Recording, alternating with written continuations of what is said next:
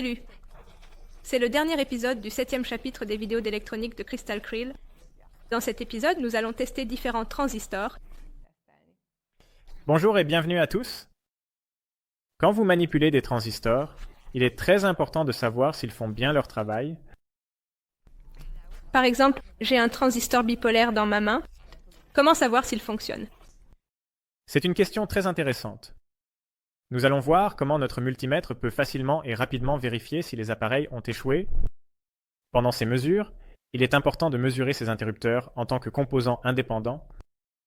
Donc, il faut le déconnecter de tout, car vous obtiendrez des résultats erronés pour la mesure. Donc, vous aurez seulement besoin de votre multimètre et du composant que vous souhaitez mesurer.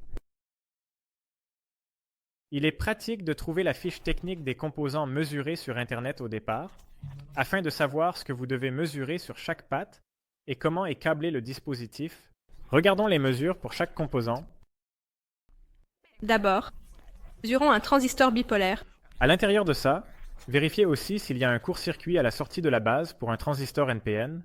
Nous devons faire cette mesure en utilisant l'option de mesure de diode du multimètre, donc je vais passer l'appareil en cette fonction. Si vous voulez déterminer s'il y a un court-circuit entre la base et l'une de ces bornes, le collecteur ou l'émetteur, alors d'abord, vous devrez trouver l'assignation des broches du transistor. Dans le cas du BC546B, vous trouverez ce qui suit. Une fois que c'est fait, vous connectez le câble de mesure rouge à la base et le câble de mesure noir au collecteur, comme le montre la figure ci-dessous. Maintenant, je vais le faire en direct. Donc, j'ai connecté le fil rouge à la base et le fil noir au collecteur. Nous avons une valeur de 800 à 900, ce qui est à peu près correct. Si vous pouvez voir une valeur d'environ 600 à 680, la tension directe d'une jonction PN sur l'écran, alors les deux bornes de votre transistor sont correctes. Ils n'ont pas tort. Si le multimètre affiche une valeur très faible ou 0, alors il y a probablement un court-circuit entre les deux bornes. Si vous voyez une valeur de 1 sur l'écran, alors il y a une coupure entre la base et le collecteur. Dans les deux derniers cas, nos pièces sont défectueuses.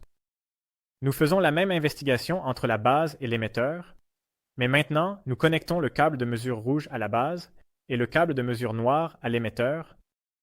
C'est ce que je fais maintenant. Donc, je mets le rouge au milieu, c'est la base, et le noir à droite, qui est l'émetteur. Ici encore, nous voyons autour de 800 à 900, ce qui est assez adéquat. Cependant, nous avons aussi apporté un mauvais transistor, ou plutôt, nous avons détruit ce transistor. Maintenant, nous allons aussi mesurer ce que c'est d'avoir un mauvais transistor. Je vais connecter celui-ci au panneau et je vais mesurer celui-ci aussi. Le rouge à la base et le noir à l'émetteur.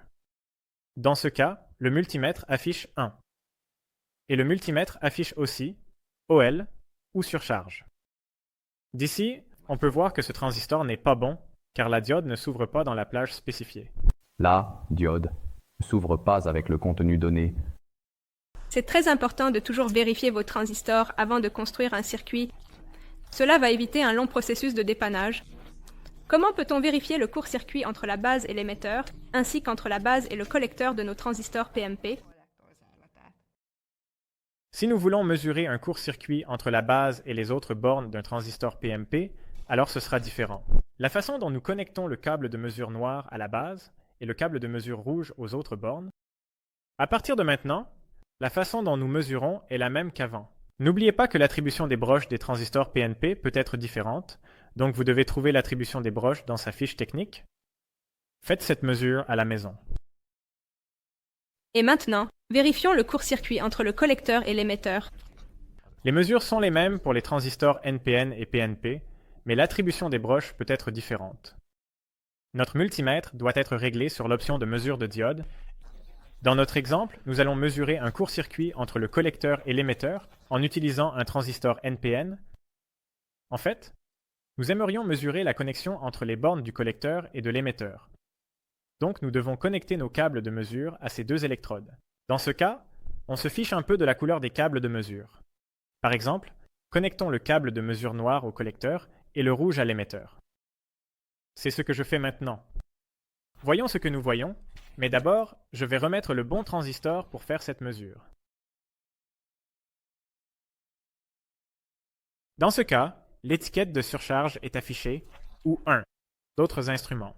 Si cela s'affiche, alors il y a une coupure entre le collecteur et l'émetteur, ce qui signifie que c'est parfait. Cependant, si c'est 0, ou si l'appareil affiche une très petite valeur, alors malheureusement, les deux bornes du transistor sont en court-circuit.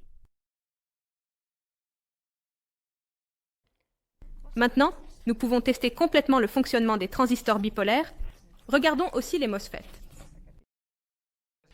Commençons par mesurer la résistance entre la grille et la source, et entre la grille et le drain. Cette mesure peut être effectuée avec l'option de mesure de résistance du multimètre, donc il faut mettre l'appareil dans cet état. La mesure peut également être effectuée sur les MOSFET N-channel, P-channel. Il faut faire attention, car les polarités sont inversées sur ces appareils. Dans cet exemple, je vais utiliser le MOSFET N-channel.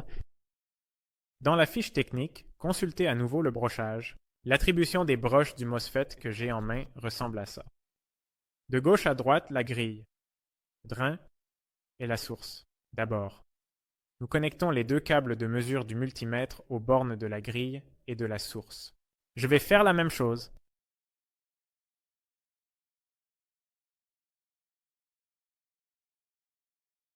On peut voir que le multimètre affiche à nouveau une surcharge. Si l'ohmètre nous montre une surcharge ou 1, alors l'appareil fonctionne probablement. Inversement, si vous obtenez une résistance mesurable, alors c'est sûr que le FET est défectueux, c'est-à-dire que la grille a traversé. Maintenant, répétez la mesure entre les bornes de la grille et du drain également, afin de découvrir s'il y a une traversée. La grille a traversé. Maintenant, répétez la mesure entre les bornes de la grille et du drain également, afin de découvrir s'il y a une traversée. Dans ce cas aussi, si vous pouvez mesurer la résistance entre les deux contacts, alors l'appareil ne peut pas être utilisé pour le commutateur. Donc, en mode de mesure de résistance, nous mesurons les deux sorties du MOSFET, et dans ce cas, l'instrument indique également une surcharge, donc il n'y a pas de traversée ici non plus.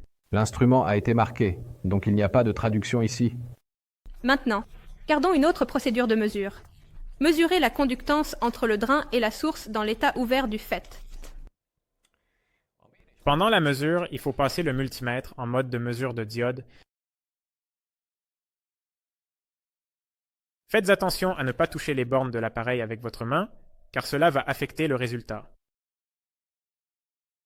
La source du MOSFET. Connectez le pôle négatif à la broche source du MOSFET. Pendant la mesure, cela restera inchangé. Connectez le câble positif du multimètre au drain du MOSFET. Dans ce cas, il peut arriver que le multimètre affiche un court-circuit ou une coupure. Ça dépend de l'état du condensateur de la grille, ce qu'on ne sait pas. Regardons la capacité de l'équipement. Maintenant, déchargeons le condensateur de la grille avec l'aide de votre doigt. Comme ça, vous touchez en même temps les bornes de la grille et de la source. Si vous avez terminé avec ça, il devrait y avoir une coupure entre le drain et la source. J'ai touché ça avec le multimètre. Il affiche All ou surcharge. Ça veut dire que notre MOSFET fonctionne jusqu'ici. Maintenant, tirez le câble de mesure positif du terminal de drain et connectez-le à la patte de la grille. Attendez quelques secondes et remettez-le soigneusement sur le terminal de drain. Pourquoi Dana Estrada Sam ou E? On peut entendre que le compteur lit près de 0. Donc dans ce cas, nous avons une mesure positive. Parce que si on a un court-circuit entre le drain et la source, alors notre transistor est correct. Dans ce cas, nous avons obtenu un bon résultat. Parce que si on mesure un court-circuit entre le drain et la source, notre transistor est correct. Et pourquoi c'est exactement comme ça? Quand votre câble positif était sur la borne de la grille, le condensateur de la grille s'est chargé avec le petit courant du multimètre, donc le FET est devenu ouvert. Après le déplacement du câble de mesure, notre appareil a indiqué une conduction entre le drain et la source. Et maintenant, regardons une troisième mesure. On va mesurer la diode entre le drain et la source. Pendant. Mesure la machine. Pendant la mesure, on court-circuite les bornes de la grille et de la source, et on doit mettre le multimètre en mode de mesure de diode. Maintenant, je vais court-circuiter les sorties de la grille et de la source, les deux pattes aux extrémités. Le multimètre est en position diode. Dans cette mesure, on doit mesurer une coupure, ce que je vais faire tout de suite. C'est ça? La raison pour cela, c'est qu'on ne charge pas le condensateur de grille à cause du court-circuit, donc le FET n'est pas ouvert. Dans le cas où on connecte correctement le drain et la source, le courant ne va pas circuler, c'est-à-dire, on peut le considérer comme une rupture. Remplaçons le câble de mesure. On connecte le câble rouge à la source et le câble noir au drain.